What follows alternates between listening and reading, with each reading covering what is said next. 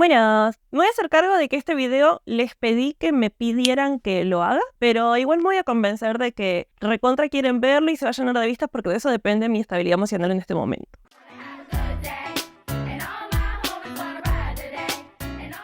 Como ya saben, la premisa detrás de la serie Tu viejo podría ser un asesino serial es establecer que los asesinos seriales o los psicópatas en general se ven como vos, como yo, como tu vieja, como tu vecino, como el tío del marido de Pampita, como tu abuela en este caso, así que vamos a eso. La primera abuela que tenemos en este video es Tamara Samsonova, que también es llamada como la abuela caníbal. Arrancamos tranqui. Resulta que Tamara nació en 1947 en Rusia. Encontré en algunos lugares que el 5 de febrero y en otros que el 25 de abril, pero tampoco es tan relevante para la historia, así que nos quedamos con 1947. Se mudó a Moscú para cursar su licenciatura en el Instituto Estatal de Lingüística y después de recibida se mudó a los suburbios de San Petersburgo, donde conoció a su marido Alexei y comenzó su vida delictiva. Una vez en San Petersburgo trabajó en una agencia de viajes y en un hotel muy conocido ahí que tiene un nombre impronunciable. Se los voy a dejar escrito por acá, pero la traducción era Hotel Europeo, por lo que tenía bastante elaborada su capacidad de oratoria, por no decir que era rechamullera. Un poquito de esto, un poquito de aquello. Y como en todos los casos que agarramos acá, si no, no tendría tanto sentido de la serie, su entorno más cercano, sus allegados, sus compañeros de trabajo, sus familiares y tal, no se imaginaban que ella podría terminar teniendo este final delictivo. Ella es la persona más pura y más buena que he conocido nunca. ¿Vale? Hablaban de ella que era una persona muy amable, muy carismática, de buen corazón. Recordemos que era muy buena hablando, expresándose tan bien. Pero lo que sí destacaban, más que nada sus compañeros de trabajo, es que sí que tenía unos hobbies medio raris. Lo dejo a tu criterio. Aparentemente se había vuelto una gran aficionada a todos los temas holísticos, a la astrología, a la literatura sobre magia negra y tal. Y más tétrico aún, se había obsesionado bastante con un asesino serial soviético al que apodaban el carnicero de Rostov. Una de sus amigas, Marina Krivienka, comentó que Tamara estaba tan obsesionada al punto que contaba en reuniones normales cómo este cometía sus asesinatos, sus crímenes en general y que coleccionaba bastante información sobre él. Pero no tanto así como para sospechar que quizá ella estaría incursionando en lo mismo. Recipientes que contenían carne y vísceras humanas, lo que ellos ven como un pie humano. Y aparentemente no fue así, sino hasta el 2000, cuando su marido Alexei desaparece misteriosamente. Estoy tan sorpresa como todos ustedes. Que de hecho prácticamente no fue buscado, ya que si bien su familia estaba preocupada y sí que quería que se haga una búsqueda como más activa, Tamara declaró ante la policía que él se había ido con otra mujer para no volver y la policía eligió creerle. ¿Ves? Y ya está. Pero este ya es el tercer video de la serie Tu viejo podría ser un asesino serial, así que les voy a dejar 3 segundos para que adivinen si se fue por sus propios medios. Tic-tac. Bueno, no. Pero esto no es lo peorcito, sino el comienzo del desastre. Porque tras desaparecer su marido, Tamara decide alquilar o subarrendar una de las habitaciones de su casa para no estar tan sola y de paso tener como un ingreso extra, ¿no? Mentalidad de tiburón. Mentalidad de tiburón. Sin embargo, este pasó rápidamente a ser su modus operandi criminal, ya que ella empezó a asesinar a sus inquilinos. En cuanto a su forma de asesinar, al contrario de otros criminales que hemos visto en la serie, no tenía un modus operandi. Era súper sádica y experimentaba distintas formas con sus inquilinos. Ni siquiera tenía como una forma específica para deshacerse de los cuerpos. Era más bien ir probando qué cosa espantosa podría hacer hoy. Lanzar un cohete, luchar con la momia, subir la Torre Eiffel por fuera. Uno de los casos que más trascendió, de hecho obviamente por lo sádico que fue, pues a los medios les encantan estas cosas, fue el asesinato de Volodya, o algo así, que fue mutilado en el baño de Tamara y descuartizado, y cuyo paradero jamás quiso dar a conocer. En otro de sus crímenes, el de Sergei, no este Sergei, aunque hubiera sido un crossover increíble, ella descuartizó el cuerpo y sin más lo arrojó a la calle. Por lo que sí pudo ser identificado en 2003, aunque encontraran su torso sin brazos ni piernas. De hecho, su nivel de sadismo y de descuido tiene mucho más que ver con su motivación. Veníamos viendo en los videos anteriores que en el caso de mujeres asesinas seriales, las motivaciones suelen ser más como de poder adquisitivo, como de fumar bienes o plata, o incluso de despecho. Pero en este caso, la ambición de Tamara era meramente ser famosa. Decime cómo se dice en inglés, soy una atrevida caradura que quiere fama, ya. Y precisamente el tipo de famoso que ella consumía no era Tinelli, era asesinos súper sádicos. Bastante similar a lo que pasó en el caso del asesino de Zodíaco, que entregaba constantemente información a la policía porque lo único que a él le interesaba era aparecer en medio. Deputy San Francisco Police Chief Clem D'Amica said it's the 16th letter received from the Zodiac Killer and the first since 1974. Cuentan, sin haberse dado cuenta con anterioridad de qué estaba hablando precisamente, pero cuentan sus más allegados que ella les confesaba explícitamente que quería poder, que quería ser famosa y que pronto iba a lograrlo. Voy a triunfar en Nueva York. ¡Oh!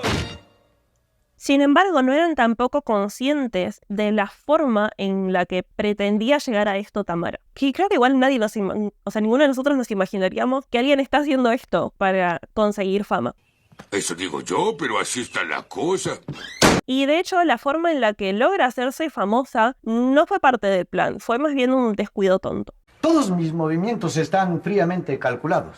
Resulta que en 2015 Tamara remodela su casa, por lo que se va a pasar un tiempo a la casa de su amiga Valentina, que también tiene un apellido impronunciable, y lo voy a dejar escrito acá, pero yo no voy a decir esto. Y todavía le seguimos poniendo el micrófono. Yo qué quiere que le diga, pero hasta ahí me la aguanto. Pero se hicieron los días, y se hicieron las semanas, y se hicieron los meses, y Tamara seguía muy instalada en la casa de la amiga, y ya muy mandona para ser ella la visitante, la persona que estaba de paso. Si ya saben cómo me pongo, ¿para qué me invitan? Entonces empezaron muy pronto, pasaron meses, a haber muchos roces entre las dos. La pelea más grosa se dio lugar el 23 de julio del 2015, precisamente por el orden de la cocina. Y Tamara, que siempre resolvía sus problemas tan serenamente, decide matarla.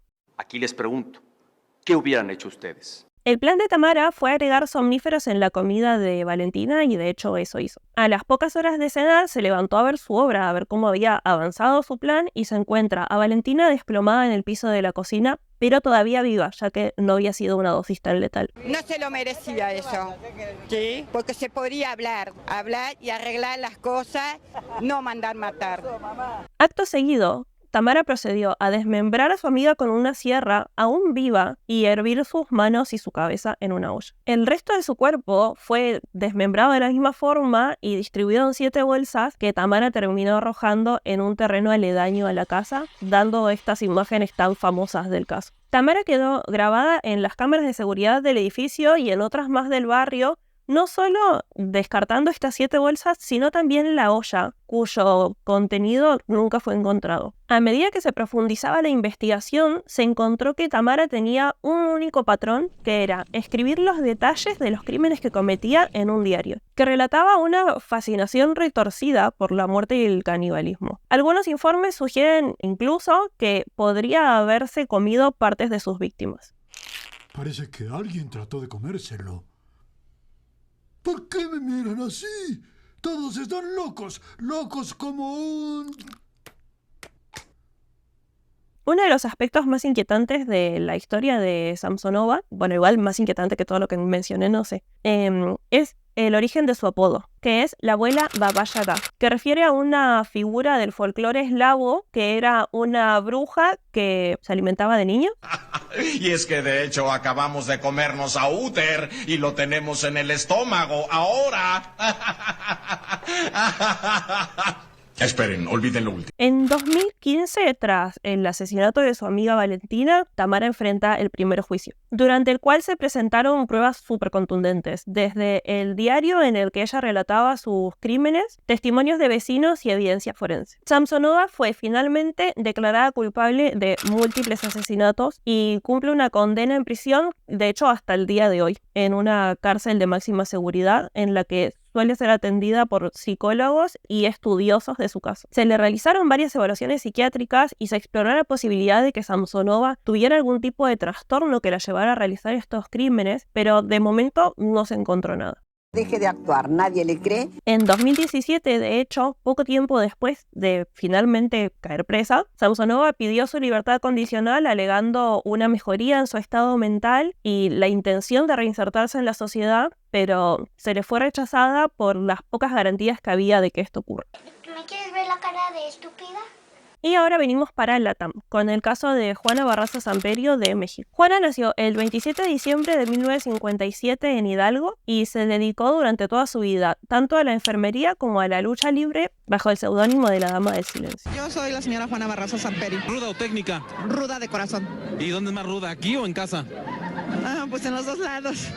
Pues en los dos lados. Su infancia fue bastante disfuncional, cosa que venimos viendo medio en común entre los distintos criminales que mencionamos en la serie. Triste, tan triste. Su hermano falleció a bastante corta edad, su madre era alcohólica y la entregaba a hombres desde muy chiquita a cambio de bebidas. Odiaba a las señoras porque mi mamá me maltrataba, me pegaba y siempre me maldecía. Y ella me regaló con un señor grande y yo fui abusada. Por eso odiaba a las señoras. Yo sé que no es excusa, que no merezco perdón ni de Dios ni de nadie, pero ya lo hice. Desde muy joven, ni bien vio la posibilidad, se alejó totalmente de este entorno y empezó a dedicarse a la enfermería, aunque no estaba titulada. También fue comerciante y luchadora, como les decía antes. He tenido muchos empleos: pugilista, mascota, astronauta, imitador de Krusty, probabebés, chofer, hippie, maquinista, crítico de alimentos, artista conceptual, vendedor de grasa, cirquero, alcalde, vagabundo, guardaespaldas del alcalde, representante de artistas, comisionado de la basura, alpinista, granjero, inventor, Smithers, Pucci, ayudante de famosos, empleado de la planta, redactor de galletas chinas, varón de la cerveza, barrotero, homofóbico y misionero. Y este fue el gancho que le sirvió principalmente para iniciar su vida delictiva. Su vida criminal empezó en Ciudad de México alrededor de los 2000. De hecho, ya en 2002 empezaron a tomar notoriedad sus casos y si bien todavía no se sabía quién era el responsable, ya los medios y la policía estaban prestando atención.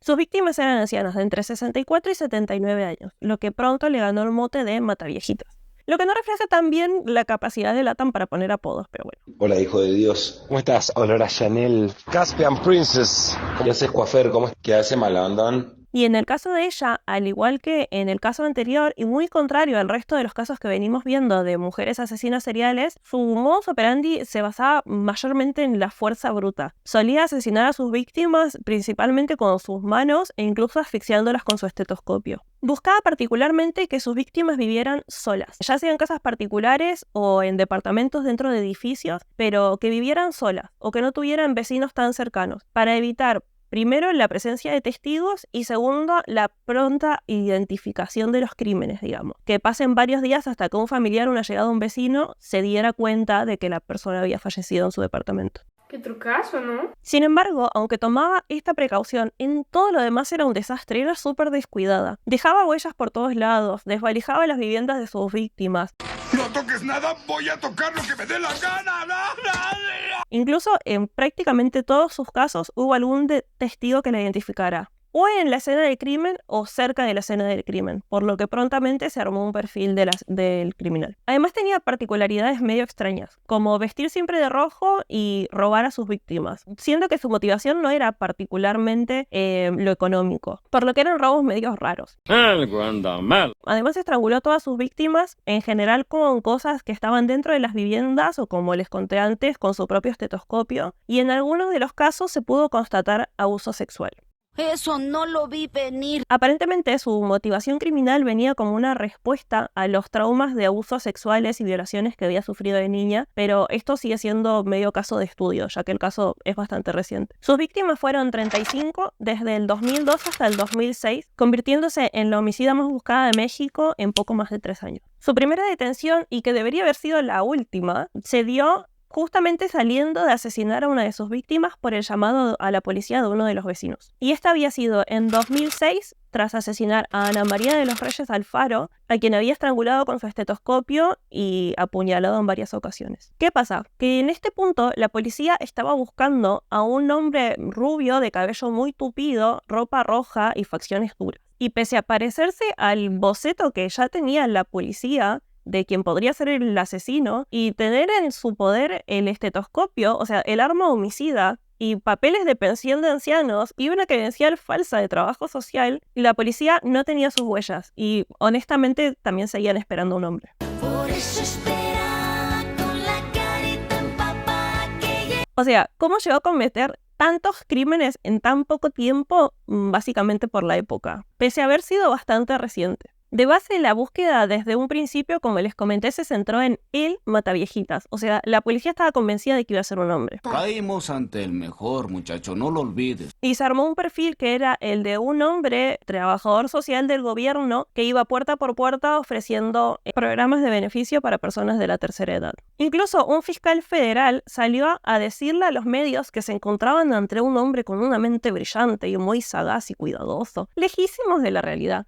Es cierto, lo vi con mis 18 ojos. Lo que encima estaba cooperando a hacer que la que sí era la homicida se le esté inflando el ego y junto a ello las ganas de cometer más crímenes. Quiero matar. Después de esta teoría se llegaron a imaginar que quizás se habían equivocado y en realidad estaban detrás de más de un asesino y por error habían conectado los casos. Estás medio fantasiosa, vos, ¿puede ser? Llegaron a encontrar como conexión que 3 de las víctimas tenían en su casa un cuadro de un niño con un chaleco rojo, que por algún motivo era bastante popular en esa época. Incluso con declaraciones de vecinos, ellos estaban cegados en que lo que estaban buscando era una persona que usaba ropa de mujer o para ganarse la confianza de las víctimas o porque tenía personalidades múltiples. O sea, estaban perdidísimos. E incluso cuando lograron enfocarse en que quien buscaban realmente era una mujer, estaban buscando a su criminal entre transexuales y prostitutas, siempre bajo su propio prejuicio y también, supongo yo, tras la negación de asumir que su error se había prolongado por tanto tiempo.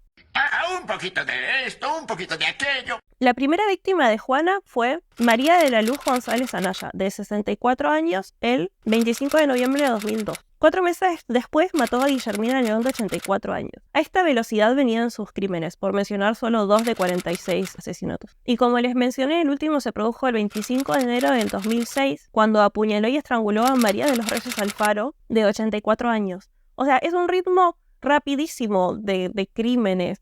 ¡Vamos a morir todos! Y este no hubiera sido el último, además, si dependíamos de la policía, porque fue arrestada solo porque uno de los vecinos la atrapó cuando intentaba huir. Cuando llama a la policía, que fue inmediatamente después de haberla atrapado, les relata que tiene a una mujer con una blusa roja, un estetoscopio en su poder y que sus facciones son exactamente iguales que las del busto que la policía ya había dibujado, por lo que no les queda más que aceptar que tienen que abandonar su primera teoría y que el criminal era esta mujer. El arresto fue relativamente rápido y las huellas de Juana estaban por todos lados, por lo que también fue bastante efectivo. Y si bien en la primera instancia quiso defenderse diciendo que su motivación para este crimen había sido una necesidad económica, el caso y la relación con los otros casos ya estaba dando vueltas por los medios, por lo que también empezó a jugar un rol muy importante en la opinión popular. ¡Chorra! ¡Chorra! ¡Chorra! ¡Mafiosa! ¡Mafiosa!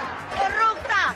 ¡Chorra! ¡Corrupta! ¡Mafiosa! Ya desde su primer arresto reconoció por lo menos 10 crímenes y no tenía ningún tipo de reparo en contarlos, ya que de base, incluso si ese hubiera sido el número, 10 crímenes en 10 años era un número altísimo en comparación a otros asesinos que estamos viendo. Y comenzó a acelerar y vino a toda velocidad. Y ellos todavía ni eran conscientes de todos los que les faltaba confesar. En 2008 fue declarada culpable de 17 asesinatos además de robos y fue condenada a 759 años en prisión. Alegó ser inocente hasta el último segundo y su defensa era que con ella presa seguían cometiéndose asesinatos de ancianas, pero de todas formas su sentencia fue efectiva. ¡He dicho! ¡Caso cerrado! Y por último tenemos a Dorotea Puente, conocida como la abuela asesina serial. Porque ya esto lo hicimos en otros videos que los yankees tampoco son buenos con los apodos. Mejor te llamo Lisa Jr. Bueno, Dorotea Helen Gray nació el 9 de enero de 1929 en Redland, California. Tuvo una infancia relativamente típica para la zona y la época. Era la sexta de 7 hermanos de una familia bastante humilde que se dedicaba a la recolección de algodón, con padres un poco disfuncionales, pero no tan atípicos para la época y la zona, como veníamos diciendo. Su padre tenía tuberculosis y una fijación bastante particular por el suicidio. Era como un tema recurrente en él. ¡Por un demonio, lo que faltaba! Y su madre era alcohólica, llegando a desaparecer por varios días, a maltratar verbal y físicamente a sus hijos e incluso eventualmente a perder su tenencia. En definitiva fue criada básicamente por sus hermanos y una vez mudada a San Dimas empezó a inventarse historias sobre su presente y sobre su pasado. Vaya, eso explica muchas cosas. Cosa que en una primera instancia era súper entendible. Ellos habían quedado huérfanos, fueron a parar a un orfanato cuando su madre fallece en un accidente de motos, empieza a sufrir abusos sexuales dentro del orfanato. No era una realidad fácil de aceptar ni de la que alguien quisiera jactarse. por lo que en un primer punto se entendía. Y sí, hija. Pero este hábito de mentir, de inventarse historias, la acompañó hasta ya muy grande, convirtiéndose casi en algo patológico. ¡Mentirosa!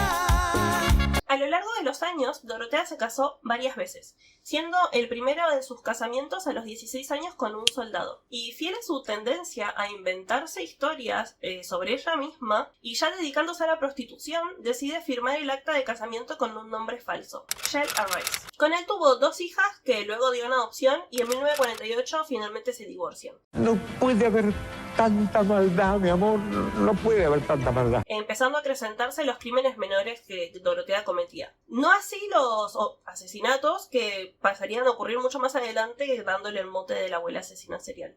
Oh shit, here we go again. Sus primeros actos delictivos iban desde cheques falsos hasta tráfico y prostitución de personas. Aunque por este último crimen no le dieron más que 90 días por un par de mentiras que Dorotea se inventó sobre la marcha. Que lo demuestre. Sí tuvo un periodo bastante más largo de internación psiquiátrica gracias a su segundo marido, que estuvo un poco más pillo y dijo puede que esto no esté muy ok, pero precisamente se divorcia de ella tras recibir el alta porque consideraba que nada había cambiado. ¡Salí de ahí, maravilla! Bueno, pero vamos a los asesinatos. ¡Ya cómete la maldita naranja! Con una plata que le da el Estado, no entendí bien en calidad de qué, Dorotea se pone una pensión en su casa llamada Los Samaritanos, en la cual supuestamente iba a atender a ancianos, enfermos y alcohólicos, pero terminó no siendo más que una pantalla para su nueva estafa de cobro de pensiones, a través de cobro de cheques de asistencia de sus residentes. Siento que trabajé mucho y quiero hacer otras cosas. Bien. ¿Viste? No María. Por esto fue sentenciada a 2 años y medio de cárcel por 34 delitos de fraude. Para sorpresa de nadie, cuando sale de la cárcel, se mete en la política y así se hizo de los contactos que por los próximos 6 años le permitieron ser impunemente una asesina serial. No. Bueno, sí.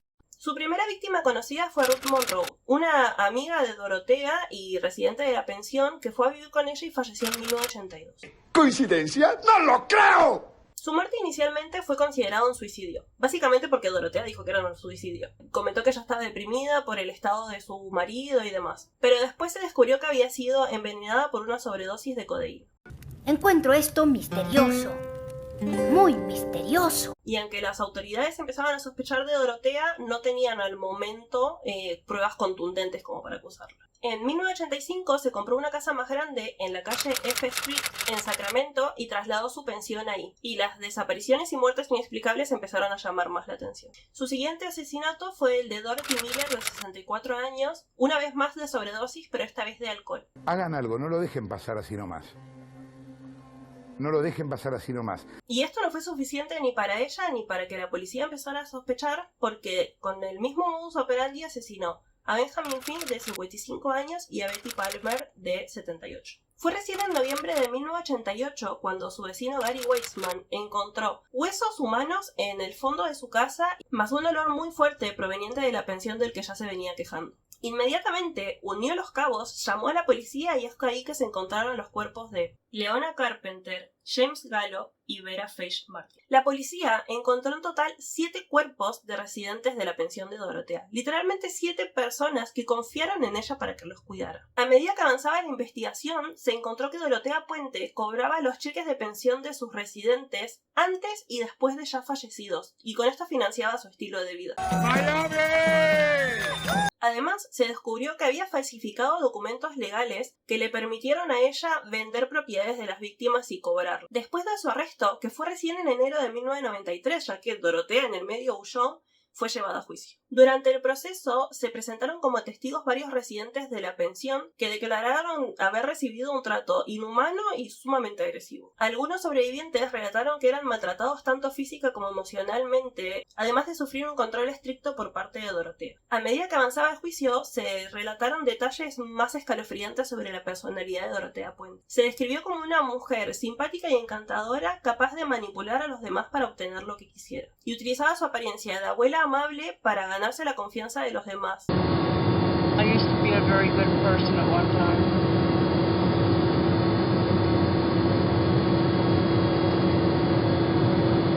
Una de las víctimas más conocidas de Dorotea, que fue la que generó más revuelo en los medios, fue Alma Lovert Montoya, que fue la que más revuelo mediático logró por ser una persona con discapacidad mental que había confiado en su pensión. Fue estrangulado y enterrado en el fondo de la casa de Dorotea para así cobrar la pensión de él una vez fallecido, y el conocimiento de su caso aumentó la indignación pública contra Dorotea. No puede hacer eso, está loco, lo tenemos que matar. Los abogados de Dorotea intentaron argumentar que era mentalmente inestable y no era consciente del todo de sus actos.